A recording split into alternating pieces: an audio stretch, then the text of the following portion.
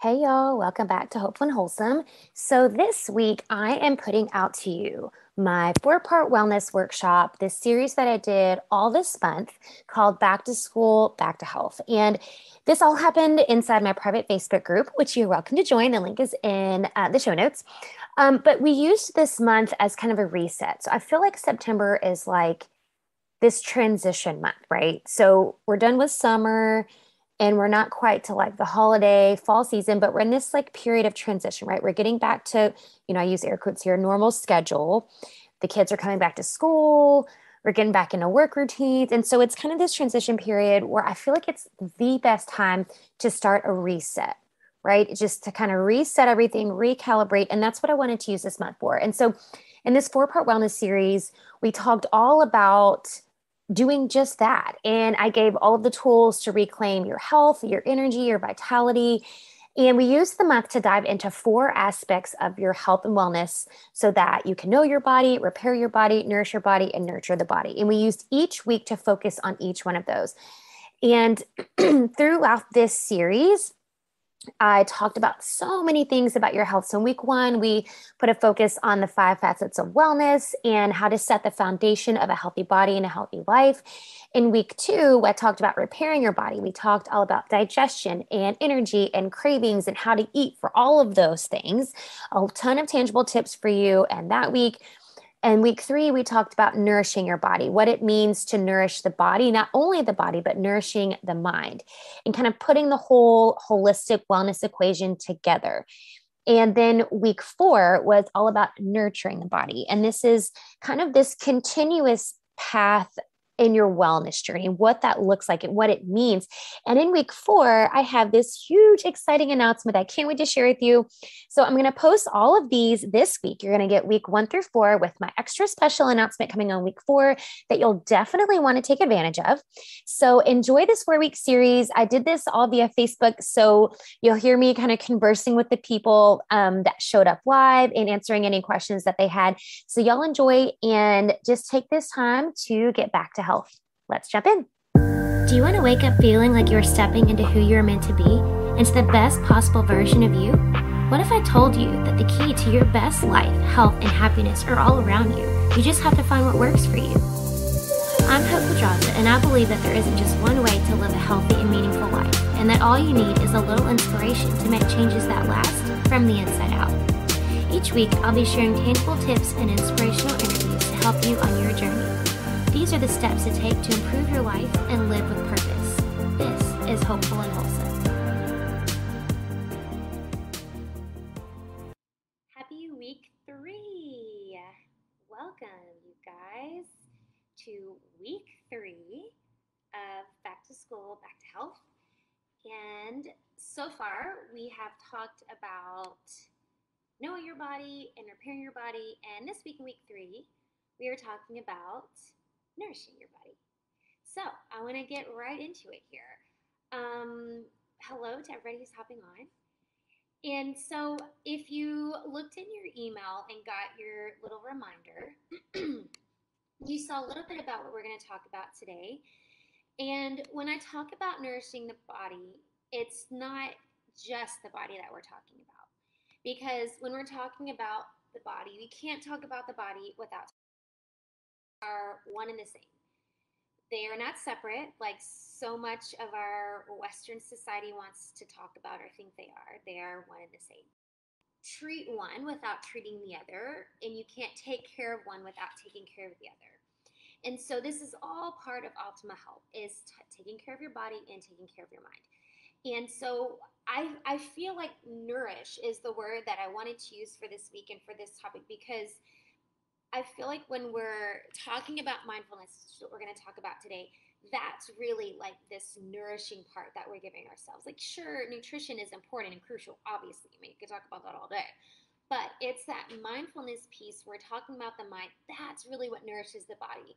Because you literally cannot have a healthy body without having a healthy mind. And I feel like we just skip over that part a lot of times because it's not the part you can see, right? It's not like the tangible part, like, hey, I look good in these jeans, as with nutrition or, exercise or whatever. It's like that intangible part we can't see, but it's really the piece that makes all the difference in the world when we're talking about our health. And again, I could do like hours and hours and hours on this, and I could get like totally off topic and go down the rabbit hole and so many things about this. But I'm going to stay focused on just kind of the basics today. And we can go down the woo woo route if you want, but we're not going to do that today. But I preface this whole conversation today by saying that because that's the other reason I feel like we skip on this mindfulness piece is because we see it as woo woo or weird or like this, you know, weird thing that doesn't, we put it in this box of weirdness or woo woo ness that we are like, but it's not that it at all. Like you can make it as woo woo as you want, and you could go down a bunch of the spirituality rabbit holes and stuff, which I find completely fascinating. But maybe that's not for you. You don't have to make it that way.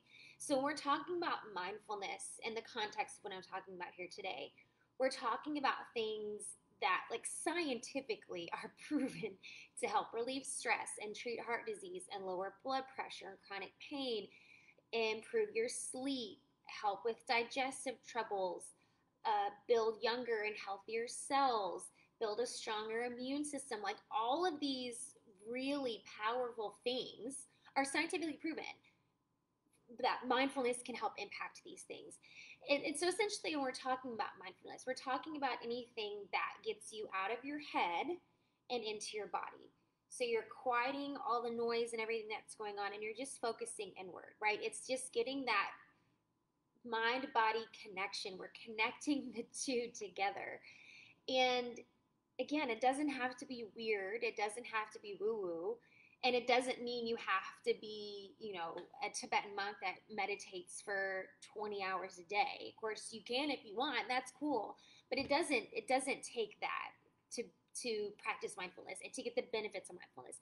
It really just takes some intentionality, right? Just setting some intentional time and energy into it, and just some focused activities, right? That would lend itself to all of these things. So let's look at what mindfulness means, because it can mean a lot of things. It's kind of like the word self-care. I did a live about this not too long ago. Like the word self-care, it's so like convoluted and watered down these days. I really don't like the term self-care anymore. It's just so like trendy, and yeah, self-care, and it's not what it is. And I feel like mindfulness is the same thing. It's like this like trendy thing in a way, kind of this like buzzword, but it's so much more than that. So I want to look at what the godfather of modern mindfulness, who's John Kabat-Zinn, what he said about mindfulness. And he describes mindfulness as this awareness that arises through paying attention intentionally in the present moment, non-judgmentally. So I'm going to say that again. It's the awareness that arises through paying attention intentionally in the present moment, non-judgmentally. So it's that really meta thing where you're like thinking about thinking, right? You're paying attention to what you're thinking. You're intentionally paying attention, right? That's you're aware that you're aware. That's what mindfulness really means. And you do it in the present moment, and you do it non-judgmentally, meaning that you're not judging yourself for what you're thinking about or how you're thinking it or any of those things. You're just like, if you've ever taken yoga class and you've done shavasana at the end, right? And they're talking to you about, if the thoughts come into your head, let them float by like clouds in the sky. It's that kind of thing, right? You're just letting the thoughts pass you by, and you're not attaching to any of them, and you're not passing any judgments on any of those. This is mindfulness. Now, he holds on to these 9 core attitudes that he says are necessary to cultivate mindfulness. And I want to list these out. And these are in your PDF that you're going to get, by the way, in your email after all this. But I want to list these out because I feel like these are all attitudes that are so important to focus on when we're talking about mindfulness, but also really important as you kind of get started with your mindfulness practice, because these are things that you can really hone in on and your journaling or your meditation or whatever it is you decide to do. And these attitudes are non-judging, since I just talked about non-judgmental, right? Non-judging, acceptance, patience, beginner's mind, as in you're open, always open to learn, right? To be a beginner. trust, non-striving, so you're not pushing and forcing, which is like the total opposite of what mindfulness is supposed to be, letting go, gratitude, and generosity. And these are such great, I don't even know the word. I was great is what I was going to say, and that doesn't even let encompass what I'm trying to say here. But these are such important, crucial attitudes to hold and to, put importance around as we're talking about mindfulness. Because this is really what leads to being more mindful, right? You have this mindfulness practice, but then you can be more mindful just like throughout the day. And so when you have these attitudes in the back of your mind, like in your subconscious that you're thinking about, this is really what gets you to that next level in terms of, this like being enlightened and mindful throughout your day and all of that. So when we talk about mindfulness, like mindfulness practices, using all of these attitudes to be more mindful. Like there's a lot of ways you can do this. So I have a few that are listed out in your PDF that you're going to get, and that is going to be your challenge, your assignment per se for the week is to figure out what works for you, because what works for me doesn't necessarily mean it's going to work for you, right? Everybody's different, and everybody's going to feel differently about all of these things. And I will say, as like a little disclaimer before I talk about all of these, is if you've never practiced mindfulness, if this is all new to you, and this is going to be weird, right? I'm just going to say it. It's just going to be weird. It can be about it. If you get in your head about it, that's like even more of a sign that you need to continue to. It's getting out of your head. You don't want to think about it too much. And so these ways that I'm going to list out, there's some simple ways to kind of incorporate intentionally make time for. So let me just go through a few of these. And these are just easy things that you can do to kind of like ease yourself into this whole like um, mindfulness world, right? So first is just eating mindfully, just getting in tune with your senses and really eating with purpose and thought. And I am just as guilty of the next person eating mindlessly, and you're like just scarfing down food at your computer or whatever, trying to like, oh, I gotta eat. Oh. I do it all the time. But to intentionally put aside time to really be with your food, sounds crazy, and your thoughts, and just being really purposeful about eating. There's one way you can be more mindful. Next is walking mindfully. So just, going for a walk around the neighborhood or down your driveway and just paying attention to the movement of your body and your surroundings, like actually hearing the birds that are chirping or feeling the breeze or hearing the leaves brush, like being more mindful of what's going on around you when you're walking. Observing your breathing is another great way to be mindful, just paying attention to your breath. It takes you out of your mind and into your body. And deep breathing is such a powerful mindfulness practice when you're feeling stressed, anxiety, all of the things. Just observing your breath, taking some deep breaths, right? It's really going to make a difference. A fourth way that you can be more mindful is when you're having conversations with people, is to listen with a sympathetic ear and wholeheartedly. And what I mean by that is, for the most part, our ego runs our life. Again, another conversation for another day, where you can go listen to my latest podcast episode where I talk a little bit about this with my friend Laura. But our ego pretty much runs our life for the most part, and which means that we never truly listen to what people are saying when they're talking to us. When people are talking to us, we're either judging them or ourselves or the situation, the conversation. We're planning what we're going to say next. We're getting lost in daydreams or thinking about something else. So instead, focus when somebody's talking to you and you're having a meaningful conversation or conversation in general, right? Make it meaningful. Make the conversation meaningful. Fully listen to what the other person is saying without getting lost in your own thoughts. Put your own thoughts aside and really invest yourself in the conversation. Trust your intuition on when to speak and what to say next, but use that as a chance to be mindful, right? Which all of these really sound so simple and so like, or like, I don't even know why you're talking about this stuff. This is so basic. But if you really think about it, how often do you eat mindfully? Do you think about how often are you walking mindfully and you're paying attention to your surroundings? And how often are you really listening and not like waiting for your chance to speak when you're talking to somebody, right? So when you really think about these things, these are like everyday practices in your life that can totally change your whole outlook on life and your whole relationship with mindfulness and with yourself, right? So a couple more here. Another one, another way that you can practice mindfulness throughout your day is mixing up your routine. So when you're in a new place, I also have a podcast episode about this, like one of the first few episodes, if you want to go back and listen to it.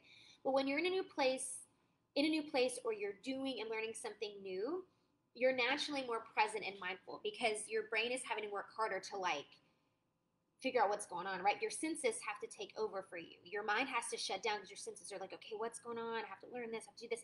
So when you're learning something new, that's really such a great way to incorporate mindfulness. And because it also changes your brain and teaches you new ways of thinking.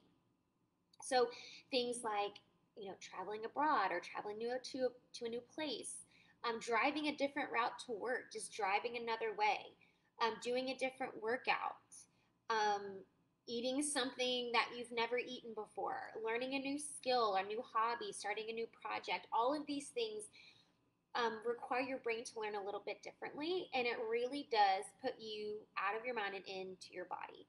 And then the last way that you can kind of incorporate mindfulness throughout your day is being aware of your thoughts and your emotions.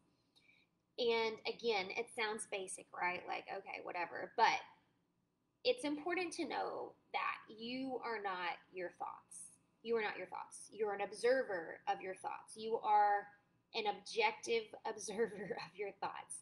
By just becoming aware of your thoughts and becoming an objective observer, just observing them not judgmentally as they come and go, you are being more present and not attaching yourself to that thought and letting your mind wander and go in a direction that maybe it shouldn't, right? You're not getting caught up in your thoughts, and you're remembering that you are not your thoughts. Your thoughts are not you. You have hundreds of thousands of thoughts that come in and out of your head every day. You literally cannot control all the things that go on in your head throughout the day. What you can control is your attachment to those thoughts, right? So having a thought or an emotion that comes up and attaching yourself to that, that's what we can control.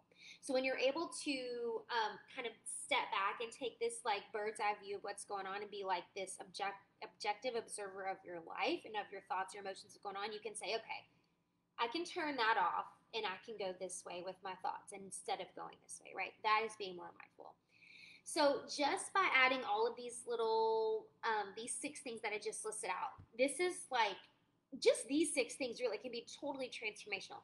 Because remember, when I start talking about this, when I'm talking about mindfulness, all of these things I'm talking about and these other things I'm about to list, these are scientifically proven to help improve your well-being. We're relieving stress, and we're helping with heart disease and blood pressure, chronic pain, sleep, all of these things. Stronger, healthier cells. Like if you want to be younger, if you want to look younger, if you want to have younger brain and younger skin and younger cells, like improve your cells and just incorporate mindfulness, right? You don't even have to think about doing all these other things to help your body look younger, right?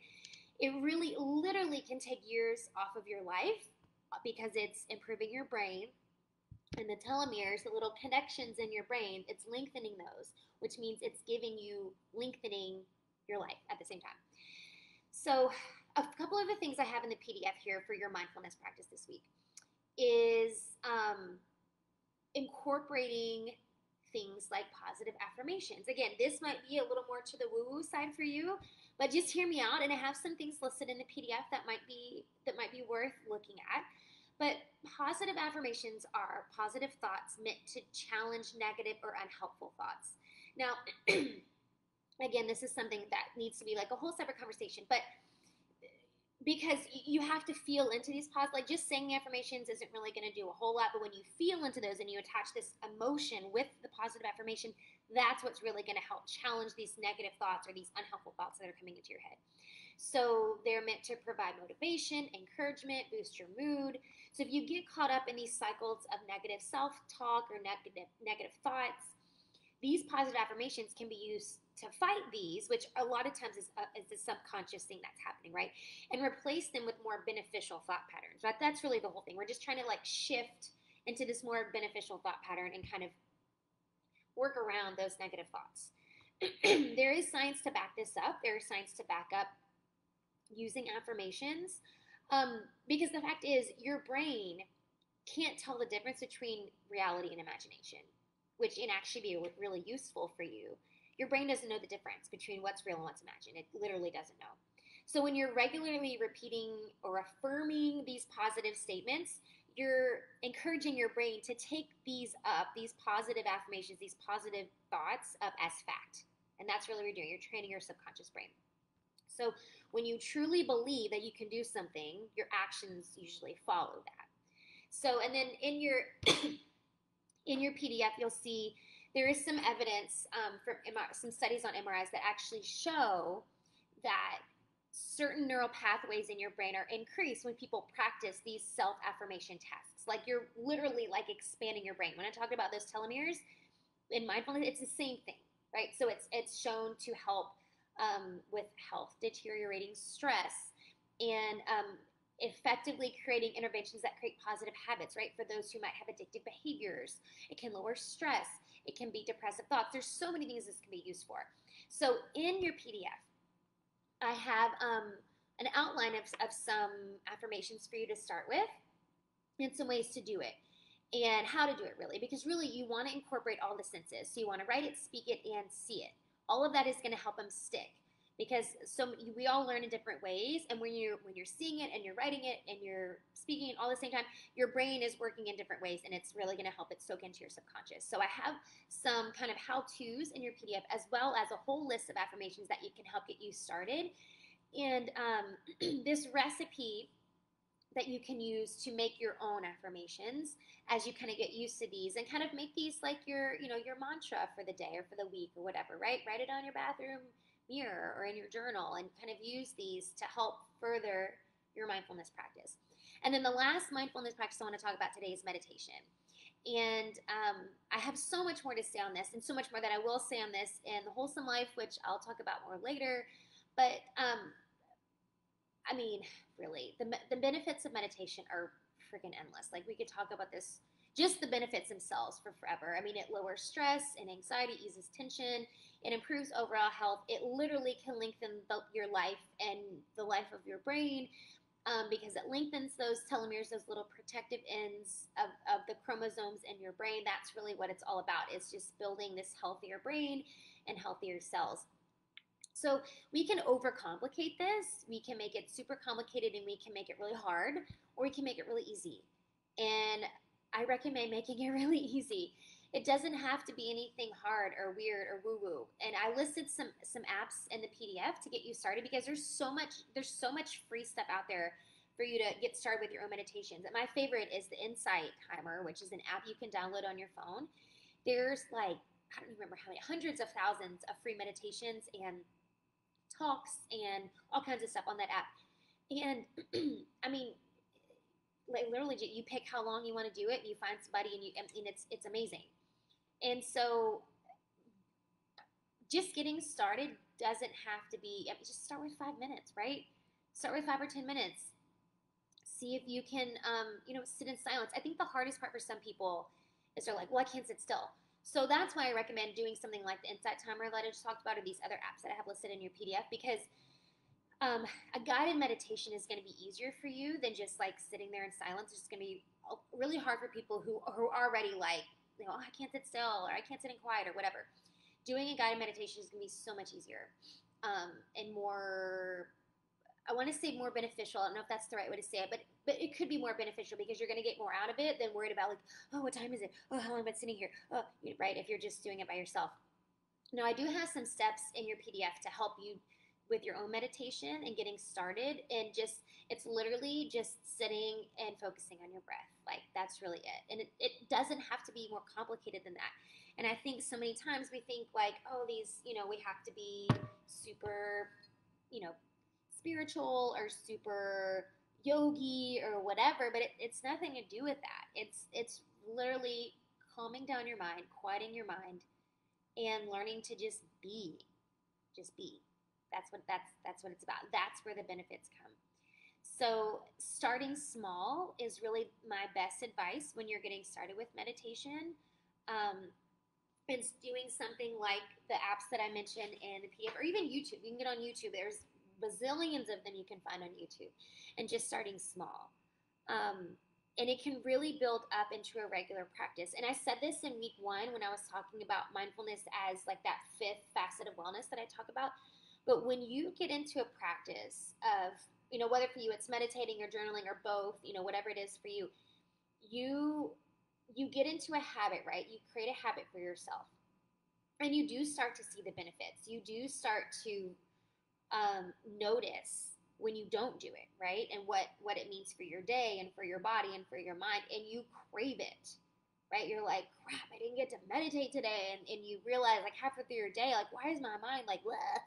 Well, I didn't take the time this morning to like quiet it down and set, my tone for the day. And it really does transform how you go throughout your day, how you see yourself and your relationship with yourself, being able to, again, kind of look at your thoughts and your emotions objectively, and to be able to, U-turn when things start going in the wrong direction.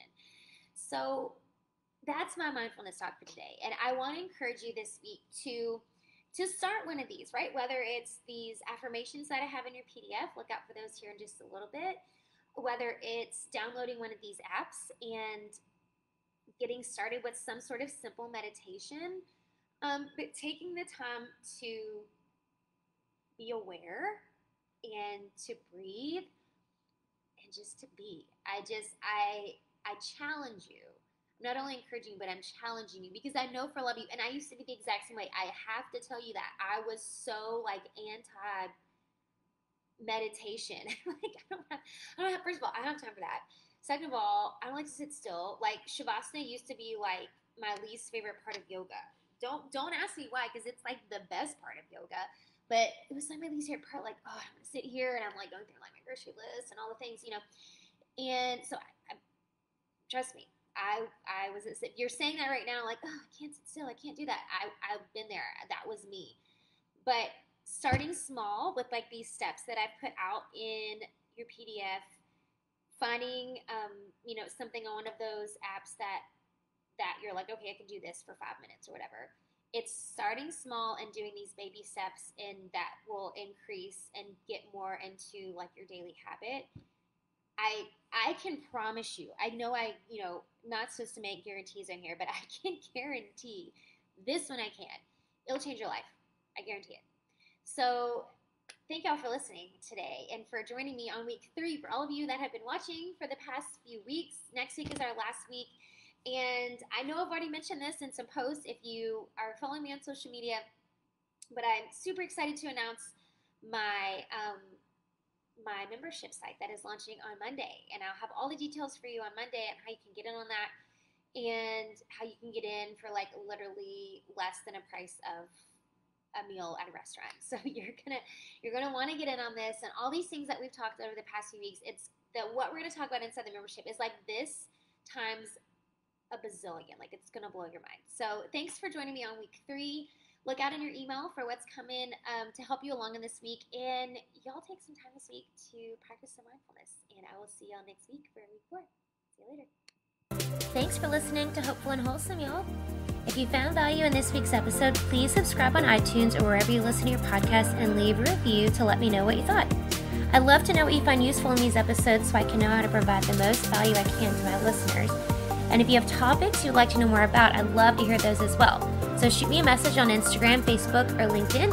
It's @TheHopePedraza, or you can visit my website, hopefulandwholesome.com. Thanks, y'all.